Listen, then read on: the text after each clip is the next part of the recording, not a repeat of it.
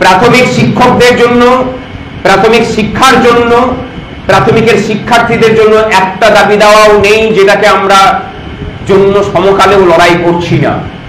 অনেকেই দেখবেন বাজারে রটিয়ে বেড়াচ্ছে যে এরা তো এখন সমস্ত কর্মচারীদের ঠিকে নিয়েছে, ডিএ আন্দোলন নিয়ে ব্যস্ত, শূন্য পদে নিয়োগ নিয়ে ব্যস্ত, দুর্নীতির বিরুদ্ধে ব্যস্ত। প্রাথমিক শিক্ষকদের দাবি দেওয়া নিয়ে এদের সময় কোথায়? সুবিরদার আরেকটা পরিচয় হয়েছে এই যে মামলাটা দেখছেন, ডিএ মামলা। যেদিন প্রথম স্যাটে ফাইল হয়েছিল সেই দিন থেকে ওই মানুষটা এই মামলাটা তদারকি করে গেছেন। কপালের ফের দেখুন, এখনো সেই মামলার তদারকিতে সুবিধা আছেন। উনি আর এখন আইএনটিটিইউসিতে নেই, এখন শুধুমাত্র সংগ্রামী যৌথ মঞ্চেই আছেন। তারা মামলাকারী সংগঠনে ছিলেন না, মানে মামলা থেকে সুবিধা মুক্ত হয়ে গেলেও মামলা সুবিধাকে ছাড়েনি। এই যে অর্থনৈতিক দাবি দেওয়ার মামলা, তার জন্য সময় লাগে। অনেকে বলবেন যে নোশনাল কেস আমাদের সিঙ্গেল বেঞ্চে ফাইল করা 2 বছর 3 মাস হয়েছে। এর মধ্যে সরকার পক্ষ আমাদের সমস্ত পক্ষের হলফনামা জমা পড়ে গেছে, শুধু 2টো শুনানি লাগবে, লম্বা শুনানি, মামলা শেষ। মামলা রায় কি হবে সেটা বলতে পারছি না, অনেকবার হাকিম বদল হয়েছে, বিচারপতি বদল হয়েছেন, কিন্তু আমরা একটা প্রবাদে বিশ্বাস করি, হাকিম বদল হলেও হুকুম বদলাবে না। মামলাটা যে গ্রাউন্ডের উপরে দাঁড়িয়ে আছে, সরকার জিতবে না, আমরাই জিতব। আমাদের অধিকার আইনিভাবে প্রতিষ্ঠিত হবে। যেভাবে আমরা যখন বলতে যেতাম যে আমাদের যা যোগ্যতা, শিক্ষাগত যোগ্যতা, তার সাথে সামঞ্জস্য রেখে আমাদের বেতন পাওয়ার অধিকারটা আমাদের সাংবিধানিক অধিকারের মধ্যে পড়ে, তখন অনেকে মান্যতা দেননি, যে এরা সব দুদিনের ছোকরা, এরা সব নিজেদের টাকা পয়সা কামানোর জন্য এসব করে গেছে। আমরা আন্দোলন করে সেই অধিকারকে প্রতিষ্ঠা করেছি। সেই অধিকারের পূর্ণ প্রতিষ্ঠা হয়নি, কিন্তু কথা দিয়ে যাচ্ছি যে এই সংগঠন খুব তাড়াতাড়ির মধ্যেই সেই অধিকারটাকে 1/1/2006 থেকে আপনাদেরকে প্রতিষ্ঠা পাইয়ে হাতে ধরিয়ে দেবে। কিন্তু একটা শর্ত আছে, আদালত আপনাকে অধিকার দেবে। অধিকারটাকে করায়ত্ত করতে হলে তার জন্য কিন্তু নিজের হাতের জোরটাকে দেখাতে হবে, তার জন্য তৈরি হন। আর সেই তৈরি হতে গেলে সংখ্যা তত্ত্বটা একটা বড় জিনিস। চেষ্টা করুন আপনাদের প্রত্যেকটা চক্রে, প্রত্যেকটা স্কুলে এই সংগঠনটাকে ঢুকিয়ে দিতে। তারা মেম্বারশিপ যদি নিতে অস্বীকারও করেন, অন্তত কাজকর্মগুলোকে তাদেরকে ফোন করে করে জানান যে আমরা এই কাজ করছি। আপাতত প্রাথমিকের বেঞ্চ 23 তারিখ পর্যন্ত বসছে না, 23 তারিখের পরে বসলে পরে নোশনাল মামলার শুনানি হবে। সুবিধা বলে গেলেন যে আইএলও নির্দেশিকা অনুযায়ী শ্রমিক সংগঠনের যে শর্ত থাকে সেখানে বলা হয় যে তুমি সবটা সরকারের কাছ থেকে চাইতে পারো না, তোমার শ্রমিকের অনেক কিছু দায়িত্ব তোমাকে সংগঠনগতভাবে তোমাকে নিতে হবে। তারপরে উনি উদাহরণ দিলেন যে আপনাদের সংগঠন সেটাও করেছে, WBHS এর জন্য বসে থাকেনি, আপনাদের জন্য নিজস্ব স্বাস্থ্য সুরক্ষার ব্যবস্থা করেছে। অনেক কথা বলেছিল। যেভাবে ডিএ মামলাতে ঢোকার মুখে আমাদেরকে শুনতে হয়েছে আমরা ঢুকলেই নাকি মামলা পিছিয়ে যাবে, শুনানি হবে না, আমরা ঢুকলে নাকি সর্বনাশ হয়ে যাবে। হ্যাঁ, সর্বনাশ অবশ্য হয়েছে। 2.5 বছর ধরে চলা মামলা আমরা ঢোকার পরে 2.5 মাসে মোটামুটি একটা জায়গাতে চলে এসে তারা সর্বনাশ তো হয়েছে। 2.5 বছর ধরে এই কর্মচারীদের বঞ্চনা দিয়ে যাদের রুটি সেকা চলছিল, তাদের রুটি সেকার তাপ কমে গেছে। এখন রাগ তো তাদের হবে। এই যে আমরা যারা বসে আছি, এই রাজ্যের শাসকের শুধুমাত্র যে আমরা শত্রু তাই নই, আপনারাও তাই। আমরা কিন্তু এই রাজ্যের শাসকের বিপক্ষে থাকা অনেক শ্রেণীর কর্মচারীদেরও শত্রু। আমি কাদের দিকে বলতে চাইছি নিশ্চয়ই বুঝতে পারছেন। তার কারণটা অন্য কিচ্ছু নয়, এই পশ্চিমবঙ্গে দায়িত্ব নিয়ে প্রত্যেকটা আন্দোলন বিক্রি হয়, এটা চিরকাল হয়ে এসেছে। সুবিধা তার 2টো উদাহরণ দিয়ে গেছেন। সাম্প্রতিককালে আপনারা দেখতে পেয়েছেন একাধিক আন্দোলন বিক্রি। আরজি করের মতো আন্দোলন পরিষ্কার বলছে বিক্রি করা হয়েছে।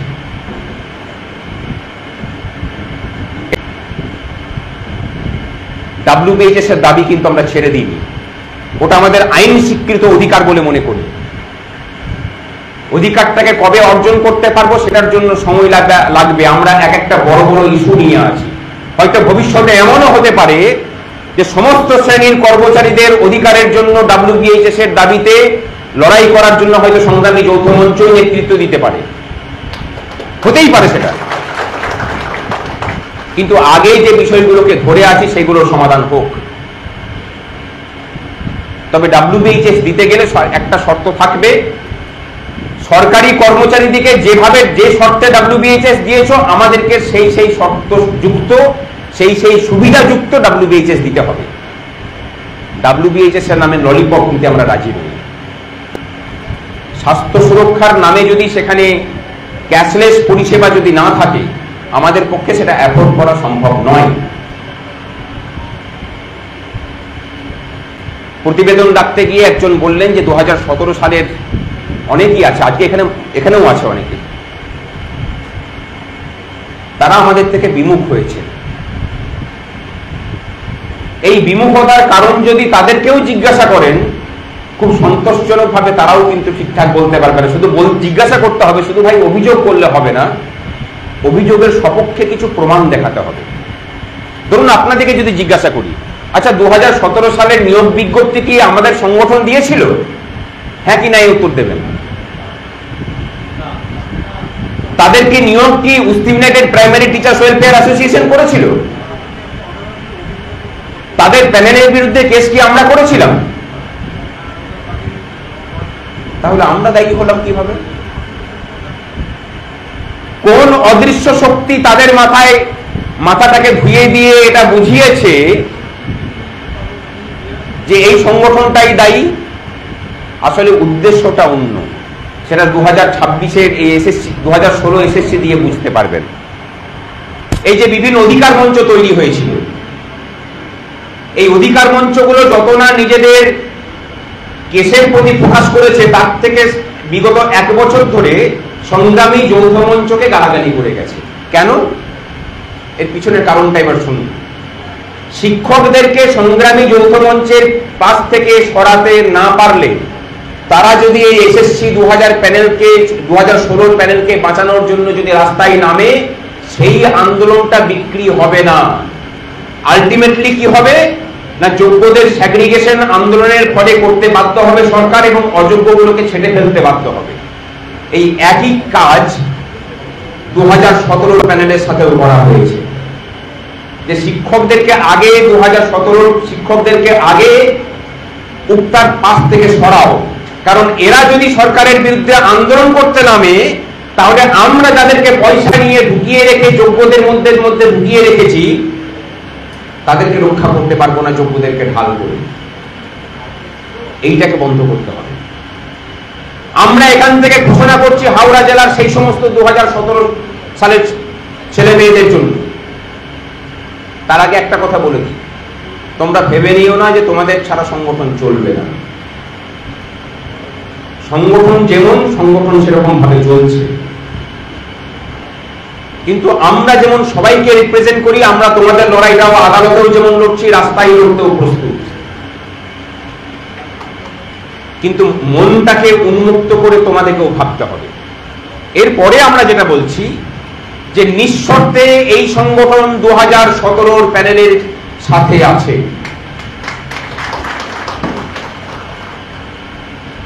কিন্তু সরকার যে দুর্নীতি করেছে, যাদেরকে দুর্নীতি করে চাকরি দিয়েছে, আমরা মনে করি যে শিক্ষা ব্যবস্থার ভবিষ্যতের স্বার্থে তাদেরকে চিহ্নিত করে সরকারি তাদের বিরুদ্ধে ব্যবস্থা নিক। আর যোগ্যদের চাকরি বহাল থাকুক। যোগ্যদের চাকরি বহাল থাকলে যেটা হবে সেটা হচ্ছে তাদের সামাজিক সম্মান ও পুনরুদ্ধার হবে। এখন যেটা রাস্তাঘাটে শুনতে হচ্ছে যে সবাই অযোগ্য, এখন যেমন যোগ্য শিক্ষকও মানে ব্যাংকে গেলে পরে লোন পাচ্ছে না, সেখান থেকে মুক্তি হবে। আপনারা ভাবুন, আমরা সংগঠনগতভাবে আপনাদের জন্য বলে গেলাম, আপনারা কি করবেন আপনারা ভাবুন। বলটা আপনাদের কোর্টে রেখে গিয়ে গেলাম। আর কোন উকিল কোন সংগঠনের কেনা হয়ে থাকে না। আপনাদের যে উকিলদেরকে বলছেন সেই উকিলদেরকে দিয়ে খুব বেশি মামলা আমরা লড়াই না। ওসব ছেঁড়ো কথা দিয়ে সংগঠনের বিরোধিতা করতে যাবেন। অনেকে আবার তাদের দু পাঁচটা ওই উলু ফাকড়া নেতা আছে, বলছে নাকি মঞ্চ ভেঙে দিয়ে আসবে। আরে ওই দিদিমণি দুবার আমাদের থেকে 500 মিটার দূরে বসে 13 দিন থেকে অবস্থান করে কিছু করতে পারেনি। ওই মঞ্চটা হচ্ছে কর্মচারীদের মঞ্চ, বুঝে নেওয়ার জন্য গোটা রাজ্যের কর্মচারীরা আছে, বাকিটা আর বললাম না। যারা সরকারের সাথে চোখে চোখ রেখে লড়াই করতে পারে, তার পৃথিবীর কোনো শক্তিকে ভয় করে না। এ লড়াই জারি আছে, জারি থাকবে। আপনাদের প্রত্যেকটা অধিকারের দাবিতে আমরা লড়াই করছি। আরেকটা সুখবর এই প্রথম হাওড়া জেলাতে দিয়ে যাচ্ছি, 2010-এর এই ক্যাটাগরির কেস আমরা রেডি করে ফেলেছি। আগামী কালকে হাইকোর্ট খুলছে, হয়তো বা কয়েকটা দিন সময় লাগবে, আমরা মামলা ফাইল করতে চলেছি। আর একটা কেস আমরা করছি, সেটা হচ্ছে যে সমস্ত বিদ্যালয়ে যাতে কম্পিউটার, ইলেকট্রিসিটি, নেট কানেকশন এবং প্রতি মাসে তার সাবস্ক্রিপশনের পয়সা সরকারকে বহন করতে হবে, সেই দাবি নিয়ে আমরা একাধিকবার ডেপুটেশন দিয়েছি। এবার মামলার পথে যাচ্ছি। আশা করছি খুব তাড়াতাড়ি সেই মামলায় জয় পেয়ে আপনাদের যে পরিকাঠামোগত ন্যূনতম দাবি তাকে পূরণ করার কাজ এই সংগঠন সরকারকে বাধ্য করাতে পারবে। সকলেই ভালো থাকবেন এবং দিনের শেষে আবার এক কথাটা বলে দিয়ে যায়, আরো একটু বেশি জুড়ে জুড়ে থাকুন। আর এই জুড়ে জুড়ে থাকার আরেকটা শর্ত হচ্ছে যে ধরুন আপনার চক্রে কোনো শিক্ষক বিপদে পড়েছে, তাদের পাশে দাঁড়ানোটা অভ্যাস করুন। এটা সংগঠনে তিনি আসবেন সেই স্বার্থে নয়, কিন্তু মানবিক চাহিদার জায়গাতে আমরা তো করি, কিন্তু এটাকে একদম দায়িত্ব হিসেবে প্রত্যেকটা চক্র কমিটি নিক। আর নতুন হাওড়া জেলা কমিটিকে বলবো যে অতি দ্রুততার সাথে প্রত্যেকটা চক্রে চক্র কমিটি তৈরি করাটা বাধ্যতামূলক করুন। আপনারা বাধা যেটুকু আসবে সেই বাধাকে দূর করার জন্য গোটা রাজ্যের সংগঠন হাওড়া জেলার পাশে থাকবে, এই কথা দিয়ে কিন্তু আপনাদেরকেও এগিয়ে আসতে হবে, বিচ্ছিন্ন হয়ে নয়, পাশে থাকার অভ্যাস করি চলুন। আমরা সরকার যেভাবে আমাদেরকে ভেঙে চুরে টুকরো টুকরো করতে দিতে চাইছে, তার বিপরীতে হাঁটাটার নামই হোক কুস্তি এবং কুস্তি। ভালো থাকবেন সকলে।